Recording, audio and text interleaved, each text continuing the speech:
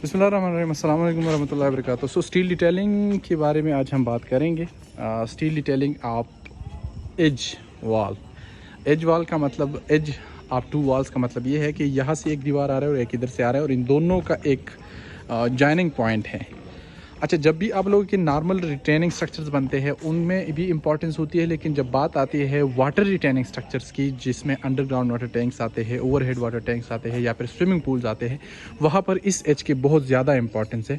क्योंकि जब भी स्लॉशिंग इफेक्ट होता है, स्लॉशिंग इफेक्ट अगर इस दीवार स्लॉशिंग इफेक्ट बेसिकली क्या है, मैं वो आपको सिंपल अल्फाज में समझा दूँ कि जब भी पानी के अंदर कोई जाता है या पानी स्पीड से आता है तो पानी ऐसे मूव करता है अपनी जगह से, ठीक है। तो जो मूवमेंट है बेसिकली उसको स्लॉशिंग इफेक्ट बोलते हैं, ठीक है। और उस स्लॉशिंग इफेक्ट में बेसिकली फिर बहुत ज़्यादा इंजीनियरिंग है, लेकिन सिंपल अल्फाज में आप यही समझे कि जो पानी हिलता है ये स्लॉशिंग इफेक्ट है, ठीक है। तो स्लॉशिंग इफेक्ट की वजह से इस एज का बहुत ज़्यादा स्ट्रांग होना ज़रूरी है। और बहुत ज़्यादा स्ट्रांग हम कैसे करते हैं, वो इस तरह से करते हैं कि जब भी हम ये जो डिस्ट्रीब्यूशन बार इस तरफ से आते हैं तो यहाँ पर आके हमने इसको नहीं ख़त्म करना, बल्कि हमने इसको यहाँ तक पहुँचाने के बाद इस तरफ लाना है। बेसिकली ये जो इस तरफ आप ला रहे हो ये इसका डेवलपमेंट लेंथ है।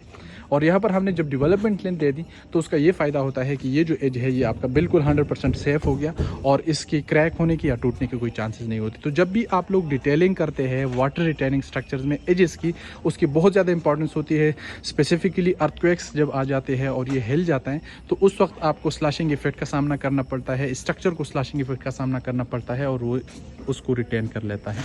तो उस रिटेंशन के लिए आपको यहाँ डिटेलिंग बहुत ज़्यादा एहतियात से करनी है कि जो इस साइड का स्टील है इसको डेवलपमेंट देनी है आपने इस तरफ, और इस साइड का जो स्टील है इसको डेवलपमेंट लेने देने आपने इस तरफ। सो ये था आज की एक छोटी सी वीडियो, जिसमें आई होप कि आप लोगों को एक्सप्लेनेशन हो गई होगी कि जब भी आप लोग एज बनाते हैं उस एज को किस तरह से डिटेल करना है उसको इस डिटेलिंग के लिए आपको जो है क्या क्या चीज़ें रिक्वायर्ड होती है और ACI कोड हमें क्या कहता है। आई होप कि आपको समझ आ गया होगा। Thank you.